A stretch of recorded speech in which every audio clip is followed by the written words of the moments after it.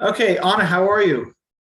I am okay. How are you? Thanks so much for joining us, especially like last second. I know that we had to reschedule to get you on. I think it works out better though because it's more time from now to the primary, right? You are running in June still, is that correct?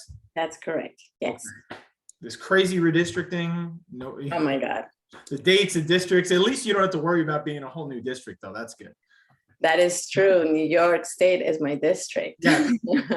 So you probably were like sweating the changes at least out of everyone, at least from a Canada perspective, right? Yeah, I mean, I wasn't worried about the lines. It didn't impact me, but I am worried about the chaos. I'm worried about the message that it sends to voters that democracy is that, that our democracy in New York State is super disorganized, that it is confusing. Um, I worry about the feeling that people already have that elected officials sort of play games, that they are protecting themselves. So I don't think people are doing that necessarily, but the chaos sends a message that I think it's ultimately not a good message. So that was my concern. Yeah, it's super disheartening to see that all the work that we've all collectively put in to get these super majorities in our state and the redistricting process, which is really the biggest reward in the sense that we can put together a fair map. Suddenly it's being decided by someone who's appointed by a Republican judge. I still can't wrap my mind how that was even possible. The argument that the Senate could not, the legislature didn't have the authority to draft the maps, and that it was undemocratic to then end up with one human being drafting all the maps. It's like the world upside down. Yeah, one man drafting. That's it. Yeah, it's just insane to me.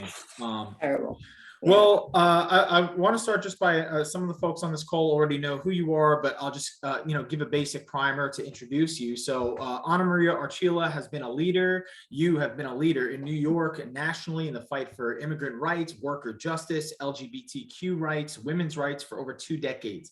You you led several grassroots progressive organizations, including Make the Road New York and the Center for Popular Democracy. You've dedicated your life to fighting for the rights and dignity of working people, Black, Latino, Asian, white, immigrant, and native born. And if you are to be elected, you will be the first Latina and the first LGBTQ plus statewide official in New York. Ana Maria, you are running for lieutenant governor on a ticket with gubernatorial candidate Jumaane Williams, another favorite of mine, great guy who's been down in Long Island for events before. So welcome, Ana Maria. Thank you so much for joining us.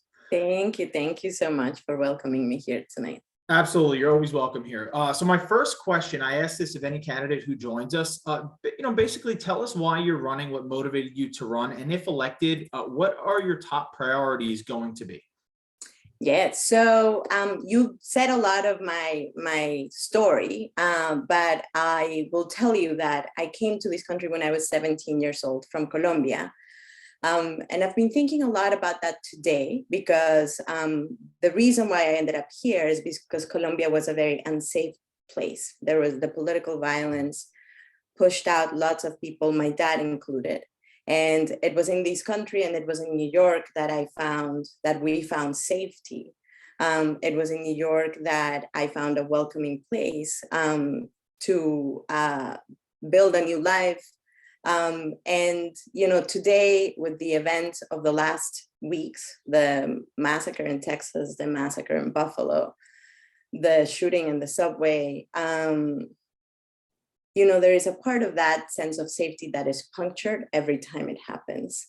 And I said, my heart is heavy with that. We deserve, all of us, every single human deserves to be safe from violence and to feel safe in our homes, in our communities, on our streets. And when I started organizing 20 years ago, in the summer of 2001, I started working in a community of day laborers, immigrant workers, who were mostly undocumented workers, who were very, very young.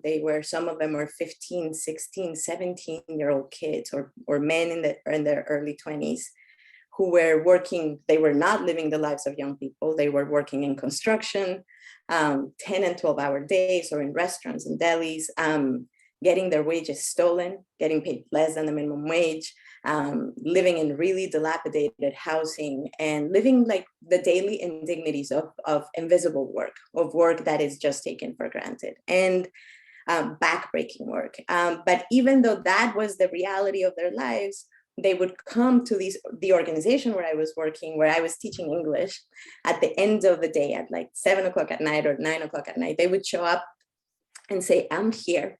I am ready to learn English. And it was so moving to be in that community, in the presence of people who were so resilient, and especially so able to still like guard their dreams, to hold on to the vision for their lives, the future that they wanted for themselves, for their families, for their community.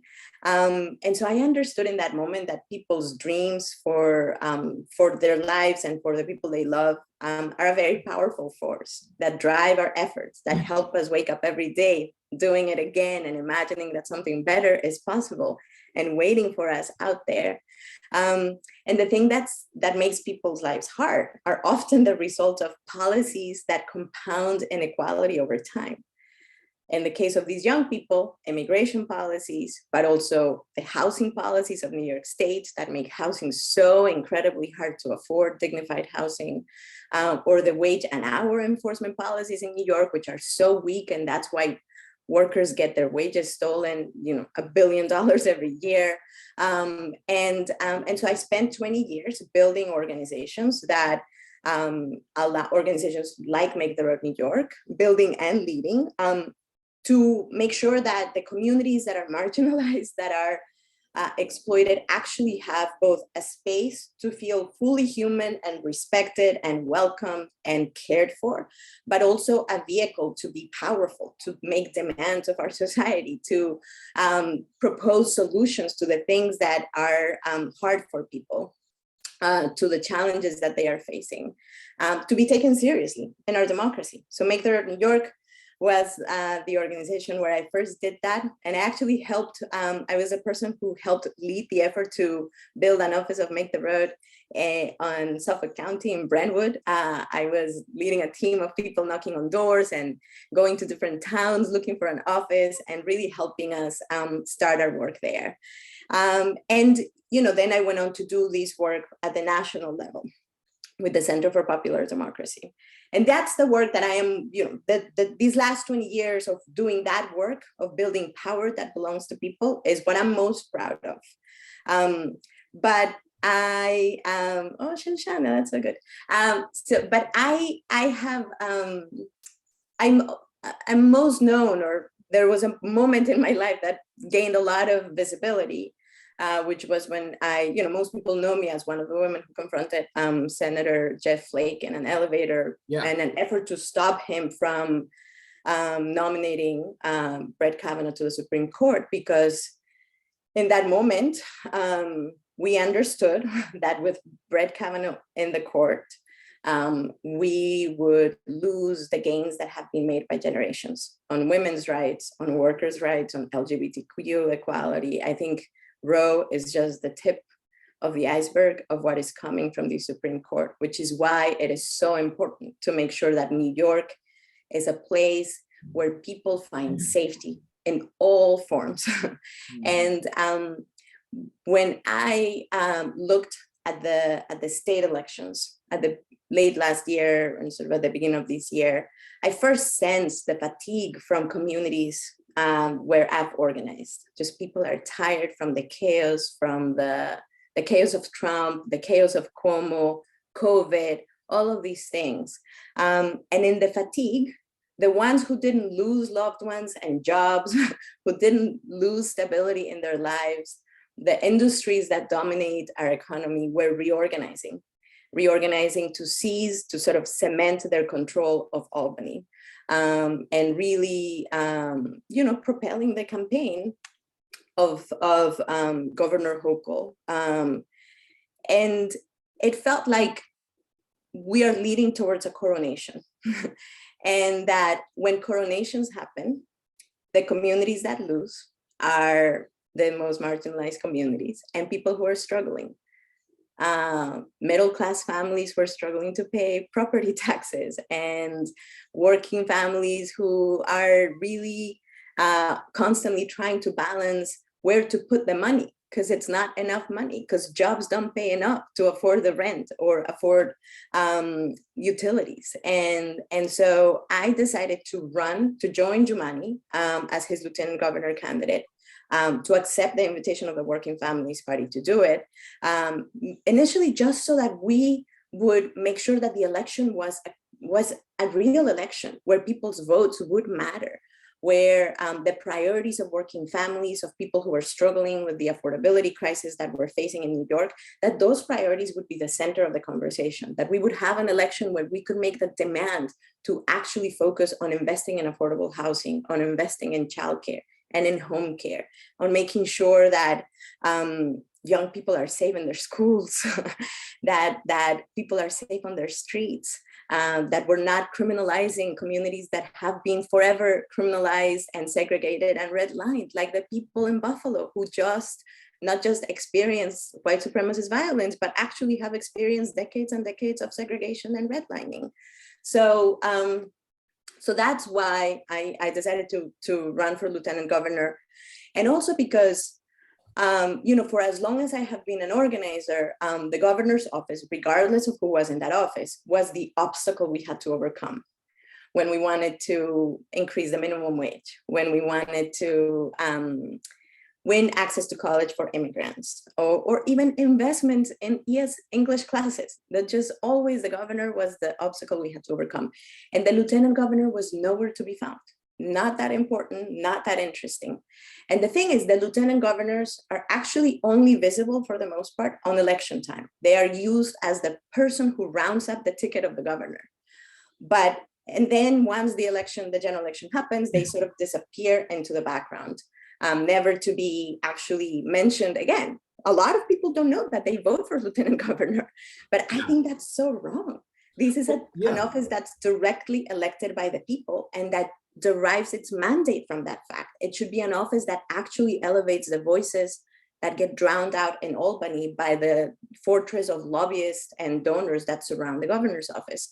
So I envision being a lieutenant governor that acts more like a public advocate, someone who is constantly working with communities across the state, with legislators across the state, to elevate the priorities and to address the challenges that people are facing in their lives. So let me stop there, and I'm excited for the conversation. Well, I'm glad you brought that up. When you bring up coronation, I think with the lieutenant governor especially, it always feels like a coronation, like an afterthought, and yet this is now the second time that a lieutenant governor has risen to become governor because of corruption or ethical problems with the governor who was elected that had them on the ticket. So now this is the second time since 2008 or 2009 that this has happened. I don't know that there are other states that can say the same thing.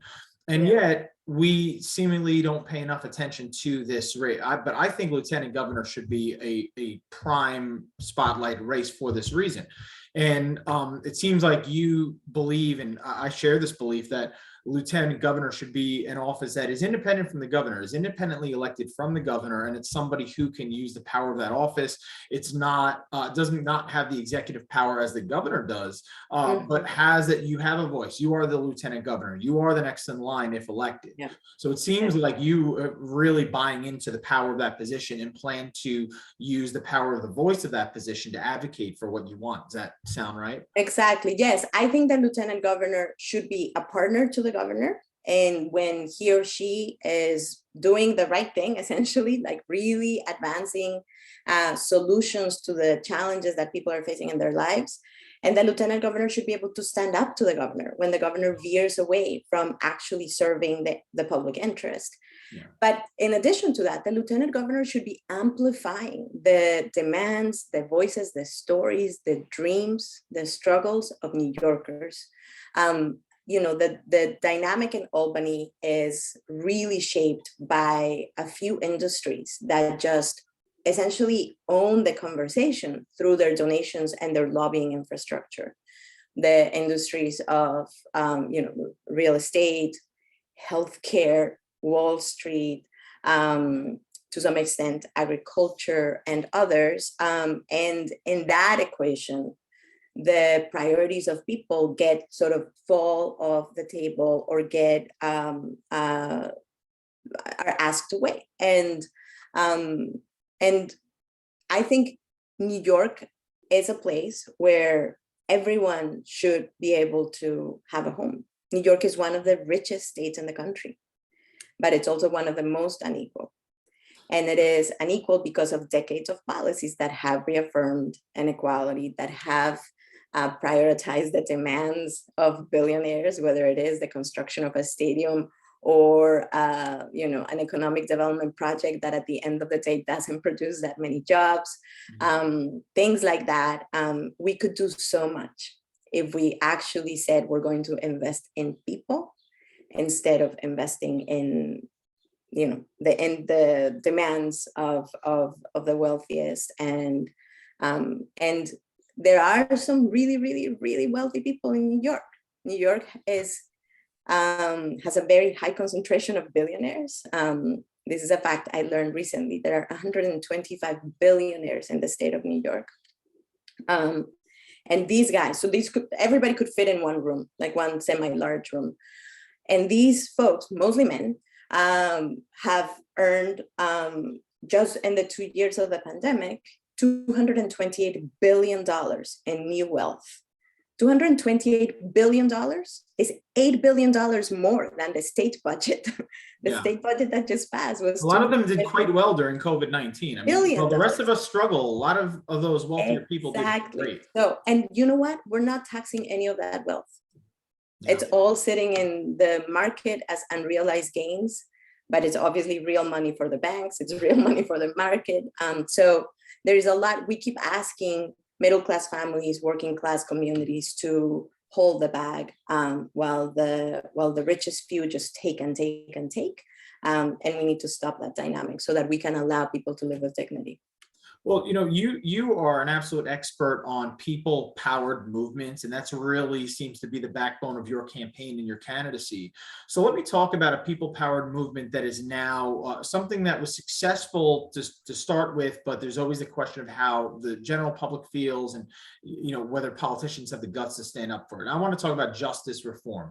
Despite the best efforts of Republicans to discredit bail reform, we know that recidivism rates have not increased.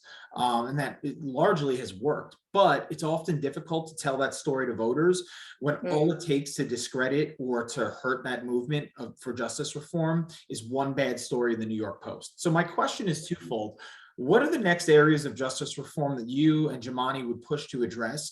And how do you think we sell these reforms to voters beyond just attaching them to the budget bill? Because it seemed like not from the grassroots perspective, because grassroots folks were fighting and educating the whole time on this, but it felt like the politicians in Albany, instead of investing the party's resources into getting the word out about why these reforms are important, they just put it into the budget bill, which is fine because it got done. But I feel like all the work to promote and get the public's perception of bail reform to be high wasn't done by those folks. I don't feel they took the baton from the grassroots folks who were doing that work. Instead, they just put it in there, and then as soon as it got backlash, instead of standing up for it, they back away. So I don't know if you agree with like that kind of like story and how it developed. That's how I and some others saw it. But how do you tell that story? How do you push for those reforms? So what reforms do you think need to still be put in, and how do you think we can do it in a way that is long lasting? So I think I agree completely with your assessment that Democrats just ran away from the victory of bail reform and all the other criminal justice reform victories of 2019, which, although they were passed technically through the budget, were victories that were sitting in the legislature for years and being discussed again and again and again for many, many years. And winning bail reform was huge because in New York, poor people were being incarcerated for being poor, for not being able to afford cash bail. And kids were being incarcerated. We only have to think about Khalif Browder an illustration, a tragic illustration of how inhumane our criminal legal system is. A young kid who was maybe 16 at the time, accused of stealing a backpack, refused to plead guilty. His family could not afford cash bail, and he sat in jail for 2 years without access to the evidence against him. And when the prosecutors finally dropped the case, he left jail after being actually spending time in solitary confinement for many months. And his mental health and his emotional well-being had been totally destroyed. And he ended up committing suicide. And he was never found guilty. The crime that he was accused of should have never landed a child in Rikers Island, but that was the system we had. That's the system we had. And that's the system, some of these elements of cash bail and of making access to the evidence more difficult again, that's what the governor was trying to promote or demand as in exchange for investments in childcare in the budget, without any actual legislative conversation, without the process of legislation that gets debated, presented in committee, where there is public comment, a process where you say, okay, we need to change the legislation. Let's actually have a full conversation that is honest, that looks at all the elements of this experience. So I don't, it was the governor who was driving the effort to rush a conversation because the New York Post was insisting that bail reform was the reason for the rise in violence, even though the rise in violence is actually a national phenomenon. It's actually a phenomenon that is not unique to the United States, that is very related to the levels of massive economic stress, social and mental health stress that has resulted from the pandemic. And so instead of heeding the moment and celebrating the progress that we have made and protecting the progress, which is hard to, making progress is very hard. Yeah. and the job has to be to protect it. Instead of protecting it, for succumbing to the pressures of the most honestly racist elements in our society. Yeah. And for political gain, which I'm not even sure is actually that much, there is much political gain. Right. In rolling back bail reform. I think we haven't had a real conversation with people about what it will take to lower the levels of violence. The types of violence that we're facing right now are very diverse. There is a rise in domestic violence, intimate partner violence, violence directed at children in their homes, violence on the streets, obviously gun violence. And each one of these things requires a different approach and a very targeted, and there are, well-documented, well-resourced approaches to the reduction of violence, the interruption of violence. And, Jumani and I called for an investment of $1 billion in gun prevention and violence interrupters and trauma services, because the reality is that victims of violence have to endure the years of trauma from having lived through that violence, and their surrounding communities too. So, but you were asking me about criminal justice reforms. I think that in addition to protecting the progress we had made in 2019, there is more to do. We need to make sure that we have a clean slate. There is legislation right now, and that is still sitting there, and that should be passed. There is efforts to get elderly people out on parole. There is a lot of the sort of documentation of the very, very, very low rates of recidivism of people over the age of 55. It is, unnecessary and inhumane to keep people in jail when, in fact, they do not pose a risk to society. So there are more things to do like that, but we have to start by actually understanding that the problem of criminalization and incarceration in the United States is a shameful problem that is unique to this country. No other country criminalizes poor people and communities of color and incarcerates people at the rate that we do in the United States. And New York should be leading this effort and not rolling back the progress we have made. Yeah, absolutely. I couldn't agree more with that. It's very troubling to me how that issue has been so politicized in such a cynical way to harm, the progress that we have made on it. And I hate to see other Democrats join in on it. I know that there's a wider conversation. I do respect where folks are coming from. I've heard arguments that are maybe not as pro-bail reform, or let's say maybe don't want to go as far as some of us do with that, and I do respect that. But as you said, we have to have an honest conversation about it, where we bring facts and figures to the table, that you hear from people who've been victimized by the system. And in fairness, because I do have friends that are for bail reform, but on elder parole have been a little skittish on that. And it's usually due to someone saying, look, I was once raped. Would that mean my rapist gets out of jail? And I know it's a tough conversation, and folks that have that perspective need to be respected too. But I think we have not had a real conversation about it. It's been the grassroots does the work and the politicians run from it after putting it in. We have to, I think elected officials have to do the work. Elected officials hold something that's really important, which is the public. They are the ones who are supposed to be leading the conversation in the public sphere. And it's especially disheartening when people, instead of having an honest debate, act sort of in ways that make the conversation even less transparent and more shorthanded and more confusing and less honest.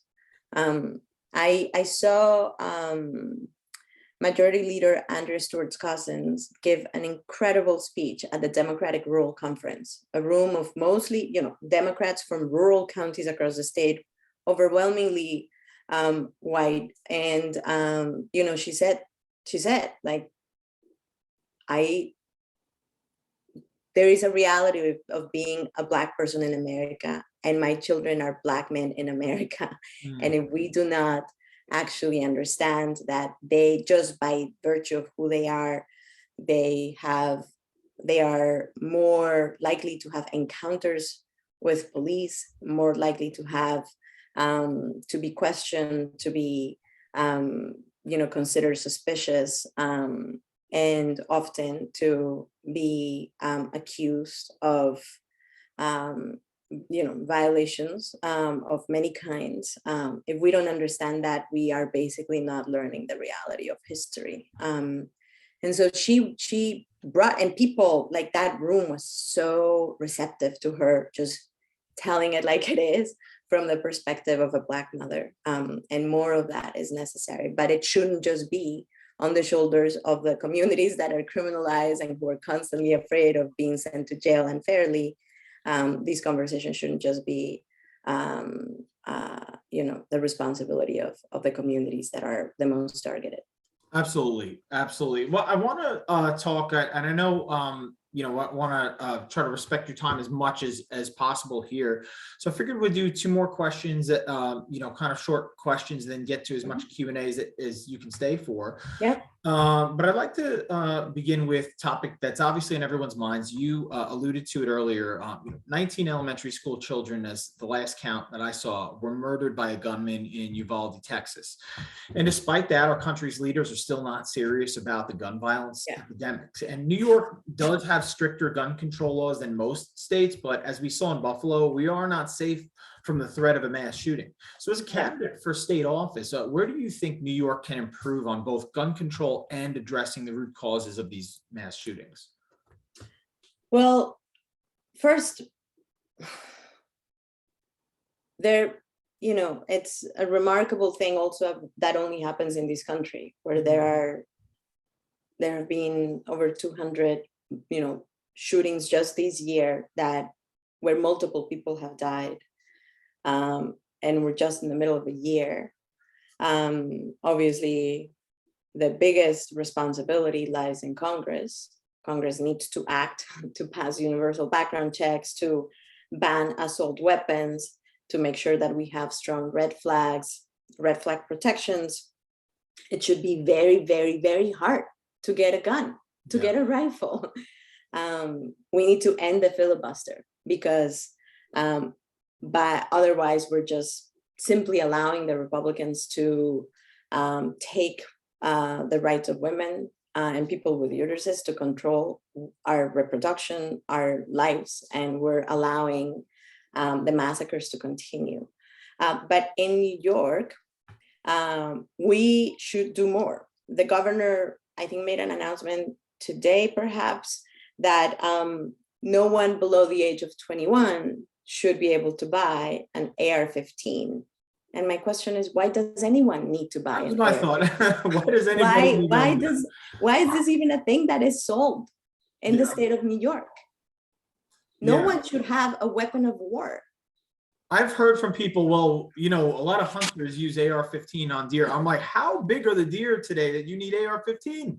I'm pretty sure you can kill a deer with a standard shotgun, but I've never fired a gun or held a gun in my life. So I don't know, but it just seems to me like maybe you don't need an assault style rifle to kill an animal, but that's just, that's just, I think I think that assault weapons should not be in the hands of anyone, and should not be allowed to exist, really. Like, but you know, we have a system where the lobbying arm of the gun manufacturing industry is very strong. My campaign got a request from the NRA to fill out their questionnaire. And I said, absolutely not. You do not belong in our democracy. I will absolutely not legitimize that you have blood on your hands. But in New York, we have to make sure that we ban assault weapons, that we don't sell them, that we don't make them available. We should do things like micro-stamping. We should do things like actually investing in the resources to address gun violence. And I think we have to remember that the largest numbers of deaths by guns are actually suicides. 2/3 of the deaths by firearms are suicides. And we are in a moment of an epidemic of mental health. And more people are in despair. More people, the 2 years of isolation have really broken down people's spirits. And if we continue to make guns available, we are going to see more deaths. We're not just going to see more massacres. We're going to see more deaths in domestic violence disputes. We're going to see more children accidentally firing weapons at each other. And we're going to see more suicides. It's on all of us to to demand that we actually take weapons off the streets as much as possible. And that costs money. So instead of putting $800 in a stadium, let's put $800 million in efforts to prevent gun violence, to take guns off the street, to actually interrupt violence with proven methods like hospital-based programs that actually see gun violence as a public health crisis, because it is, and let's invest in those things. Yeah, absolutely. And there's a couple of topics that I didn't ask about that I think I'm just going to let people have the opportunity to ask in a Q&A. I want to get into immigrant rights. We didn't even cover women's reproductive. I mean, we briefly mentioned it, but I want to give people more time in the Q&A than I have with you. So folks, if you didn't hear a question, feel free to bring it up to Ana Maria. So if you could put your hands up for anyone who has a question, the little hand icon, and I could call on people one by one. If not, I can just ask the rest of my questions, but I know everyone always wants more time for Q&A. So let me see. See one hand up. That would be Karim. Awesome. All right, Karim, you can unmute yourself. Thank you so much for this excellent chance to learn more about you and the campaign. So, the part of the issue in Long Island is, and you touched upon this, is that we're intensely segregated here. And the headlines yesterday are Long Island's intensely segregated schools lack funding to provide equitable services. When we look at citing of like toxic facilities, when we look at, pretty much, this idea of, the role of the state in unwinding Long Island's decades of segregation. I don't know. What do you see as that role? You've worked in Long Island. You were instrumental in bringing Make the Road New York to Brentwood. It's something that I'm always shocked that our politicians never discuss, and that we can have 130 school districts with very different funding, very different outcomes, and the state is very quiet about this. Yes. Long Island is so hard. Long Island, I just remember being like, how is this way of organizing communities? How did this come to be, and how can it be reorganized? The sort of the drawing of small hamlets and very very tiny local governments make the conversation so like tribal, almost like so a competition. It accentuates the sense that there is a scarcity of resources, that therefore I must protect my own first. And that the way that Long Island is organized contributes to that way of engaging in politics, and quite frankly facilitates the communities and the people who already have so much from continuing to have so much and giving so little, right? It facilitates the politics of fear, the politics of separation and division. I don't have an answer on how to restructure Long Island's towns and hamlets and communities to actually promote a sense of interdependence and belonging together, as opposed to belonging to the smallest unit possible. But I do think that in New York, part of what we have to do is actually reframe a lot of the conversation about who gives and who takes. Because in every society, everybody gives and everybody takes. That's just a fact. The question is whether people give their fair share and take their fair cut. And in New York, we allow the billionaires and the industries that dominate the conversation to take and take and take and take, while the rest of us give and give and give with our taxes and our labor. And so I think that dynamic creates an environment of scarcity unnecessarily. Last year, people organized and made very bold demands of Albany. The Excluded Workers Fund was one of those. Massive investments in public education, in public schools, investments in housing, protections for tenants, many other things. And millionaires have to pay. Those who make millions every year. So people who are cash rich and continue to make more and more every year, they should contribute more. And with just a tiny increase in the taxes from millionaires, New York State ended up with a $10 billion surprise surplus.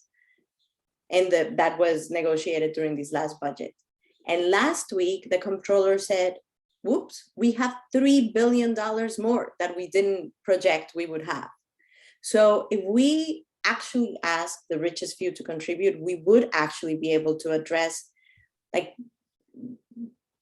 rebalance the conversation and make sure that there are investments, that we have the resources to invest in communities. And I think we also need to say that the things that we need to invest in more are people. And that means investing in education. That means investing in healthcare. That means investing in transportation. That means investing in childcare. That means investing in making sure that care workers get paid decent wages so that they can provide for their families. I just came back from 4 days traveling upstate.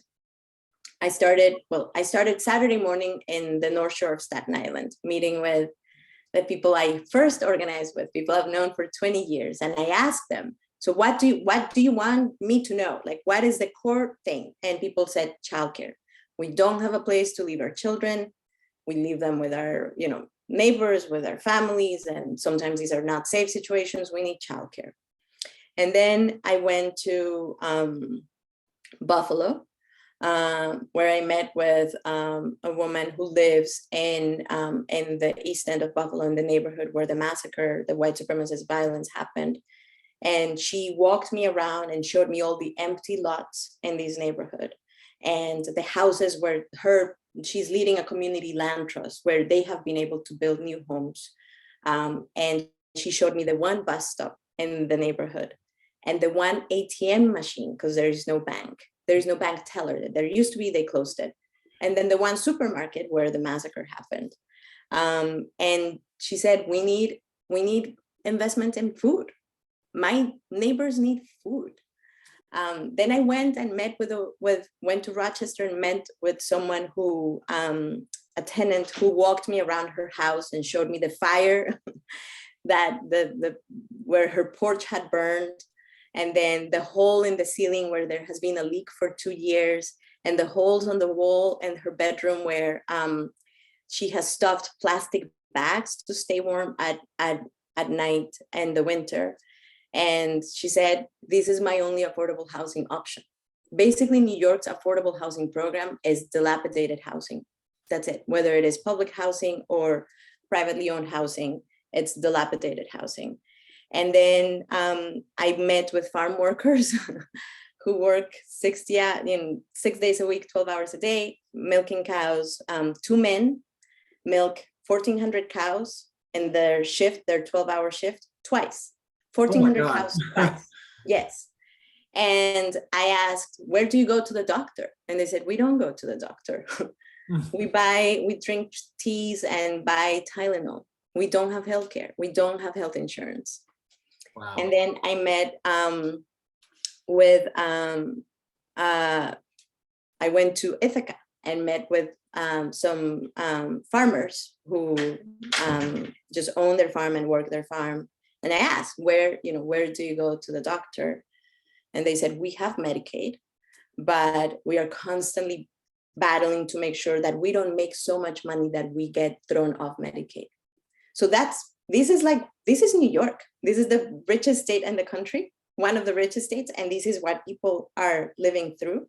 And we don't seem to have the ability to sort of focus on those things and addressing those crises that people are facing. But we could, because the money's there. It's only a question of where you focus your priorities. Yeah. So all of this to say, I didn't respond to, I hope I responded to your question of, the realities on Long Island. And I know the housing that I saw in Rochester also exists in Suffolk County. It is actually the affordable housing program all across New York State. I see, Allison, you had your hand up. You can unmute yourself. Hi, thanks, Will. Yeah, no problem. So first of all, I just thank you so much for taking your time to talk to us. I love everything that you have to say. And I apologize if you guys did touch on this because I had to dip out a couple of times. It's a little crazy in my house at the moment. But I have a major concern with the loud majority and their involvement in our schools. I am in the Connecticut community. Unfortunately, they technically won in this district, I guess you could say, and our board has already, not all of them, but a few of them have already made it pretty clear that they want to vote down DEI as it is mandated. And I don't know if this is something you'd have control over, but would you guys be looking to remove those candidates? Like, do you have the power to do that? Should they start moving in that direction? And, obviously it's a concern some of them are trying to take the taxes out of our school to put towards charter schools. It's just a huge movement they have going on. And I don't know if there's any plan or things in place that you guys are actively going to pursue. That's a good question. I'm trying to think. I don't think that the lieutenant governor or the governor can, has the power to remove members of a school board, but certainly using the bully pulpit to say the conversation about diversity, equity, and inclusion is a conversation about making sure that every child is welcome, that every adult is welcome, that there is a community where respect and appreciation for people's histories and people's, like entire whole lives are like at the center of, as the force that drives the community, the school community. The right wing has like managed to seize control of so many school boards across the country. It's been a very concerted effort.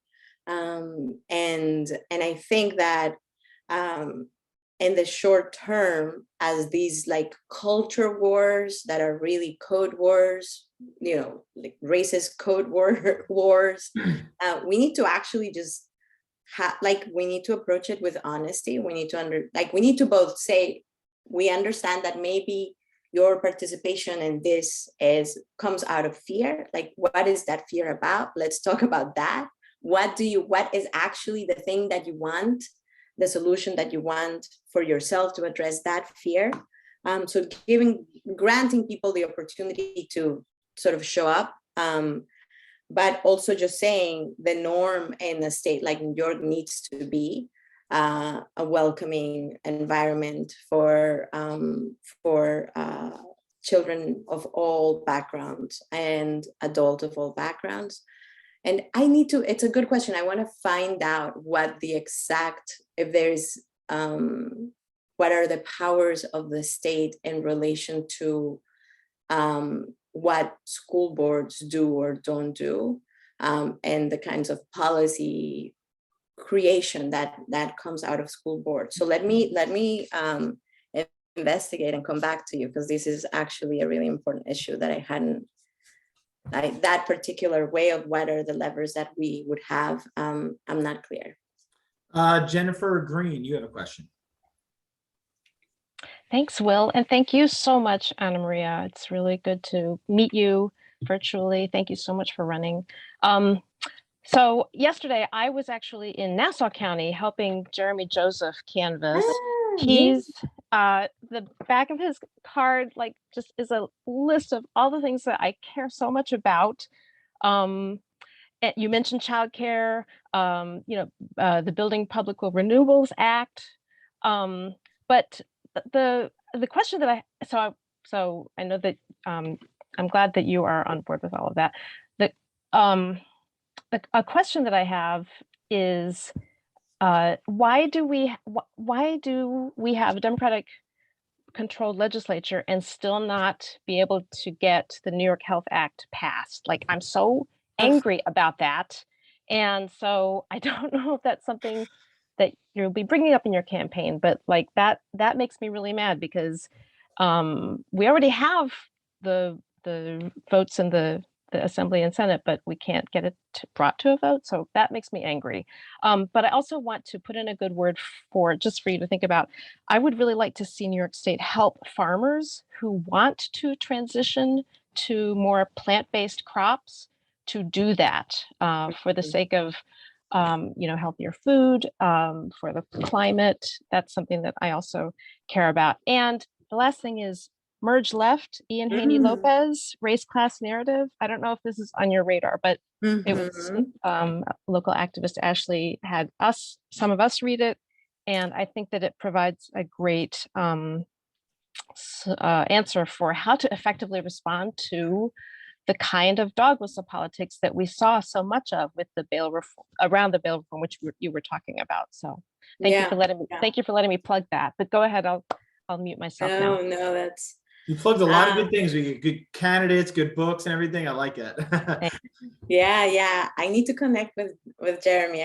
We were in the same Zoom together last night for the first time, but I am excited to connect more with him. On the New York Health Act, I support it 100%.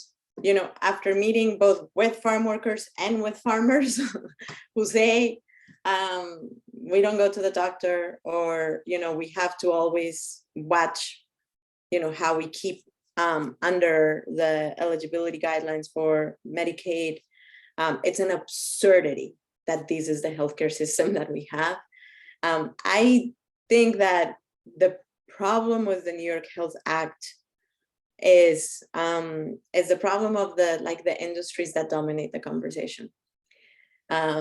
The healthcare industry, the private healthcare industry, is probably the biggest source of campaign donations in Albany, and huge donors to the governor,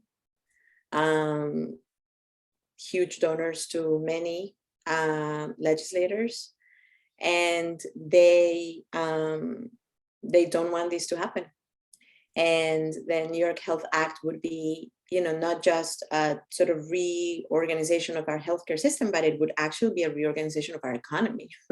It would facilitate small businesses to be able to actually provide better wages. I've heard plenty from small businesses who are good employers who feel very frustrated that they're competing with businesses that don't provide healthcare, or that are not high road employers, and they want the New York Health Act to pass.